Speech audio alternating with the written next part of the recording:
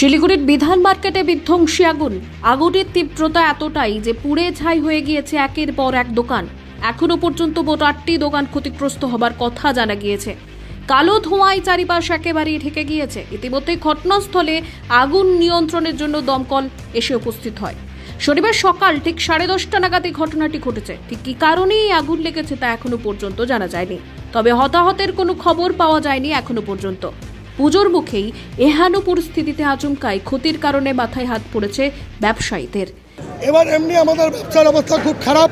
বিধান মার্কেটে বলে না সমস্ত শিলিগুড়ি, কিন্তু আমাদের বিধান মার্কেটে এই যে আগুনে আরও শেষ হয়ে গেল দোকানদাররা, কেননা আমরা ইন্স্যুরেন্স পাই না। আমাদের সেন্ট্রাল গভর্নমেন্ট উনি শুধু বড় লোকদের দেখছে, বড় বড় মাল্টিমিলিয়ন মানে মুকেশ আম্বানি এবং কি হিরুভাই আম্বানি আর ওই কি গৌতম আদানি, ওদেরকেই উনি বড় লোক করুন, আমাদেরকে মেরে দিক, আমাদেরকে পিস দিয়ে দিক, আমরা খেয়ে মরে যাই। আমি প্রধানমন্ত্রীকে রিকোয়েস্ট করব, আপনি অনলাইন বন্ধ করুন, নলে আমাদের মতন ছোট ছোট ব্যবসায়ীরা মরে যাবে। আমরা চাই যে আমাদের এই দোকানদারদের যে ক্ষতি হয়েছে তাদেরকে আর্থিক সাহায্য করা হোক সরকারের পক্ষ থেকে, তারা জানি আবার বেঁচে উঠতে পারে বা আবার দাঁড়াতে পারে। এটা আমি সরকারের কাছে হাত জোর করে বলছি, আপনারা এই দোকানদারের পাশে দাঁড়ান যাতে এই দোকানদাররা উপকৃত হয় সরকারের পক্ষ থেকে। এটা আমি বারবার বলছি যে 5-10 হাজার টাকা দিলে কিচ্ছু হবে না। এই ঘটনা ঘটার সঙ্গে সঙ্গে গোটা এলাকায় আতঙ্কের সৃষ্টি হয়েছে। অন্যদিকে দমকলের ইঞ্জিন ঘটনাস্থলে এসে পৌঁছলেও সেই ইঞ্জিন নাকি ঠিকমতো কাজই করতে পারছে না, এমনই অভিযোগ তোলেন ঘটনাস্থলে উপস্থিত থাকা লোকজনেরা। সূত্র মারফত জানা গিয়েছে, প্রথমে দমকলের 2টি ইঞ্জিন এসে আগুন নিয়ন্ত্রণে আনার চেষ্টা করে। তারপর ঘটনাস্থলে আসে আরও 3টি ইঞ্জিন ও সেনাবাহিনীর দমকল। এখনো পর্যন্ত ঘটনাস্থলে দমকলের 5টি ইঞ্জিন আগুন নিয়ন্ত্রণে আনার চেষ্টা করছে। অনুমান করা হচ্ছে শর্ট সার্কিটের জেরেই এই আগুন লেগেছে, তবে সঠিক কারণ এখনো পর্যন্ত জানা যায়নি।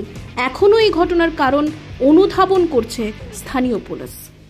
কয়েকটি দোকানে ভয়ঙ্কর ক্ষতি হয়েছে, তাদের সাথে বসে আমরা দেখব কীভাবে তাদের পাশে দাঁড়ানো যায়। আমি তো নিজে 1-2 ফায়ার ব্রিগেডকে সাথে করে মুভ করালাম। ফায়ার ব্রিগেড কিন্তু আমার কাছে যা খবর ইনফরমেশান যাবার সাথে সাথে এসছে, সাথে সাথেই সিপিকে বলেছি, সিআই পুলিশ তাকে পাঠিয়েছি। এই আধা ঘন্টার মধ্যেই সবাই চলে এসছে। এই রাস্তা দিয়ে আসতেও তো একটু সময় লাগে।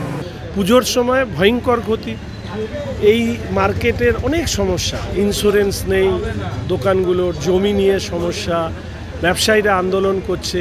এই ব্যাপারে আমি পৌরমন্ত্রীর সাথে অনেকবার কথা বলেছি, এসজেডি এর সাথে কথা বলেছি, এবং এখানে একটা ব্যবসায়ীদের দাবি ছিল যে ওয়াটার রিজার্ভার এবং 2টো ফায়ার ব্রিগেডের গাড়ি এই স্টেডিয়ামে আমাদের জায়গা আছে সেখানে রাখার, সেগুলো রাখলে মনে হয় আজকে এরকম ধ্বংসের মুখে পড়তে হতো না।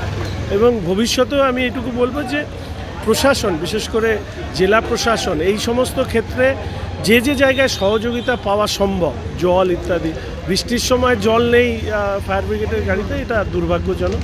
তবে এই সব বিষয় নিয়ে আগে ব্যবসায়ী বন্ধুদের সাথে কথা বলে আমি প্রেসকে অবশ্যই আমার মতামত চাই।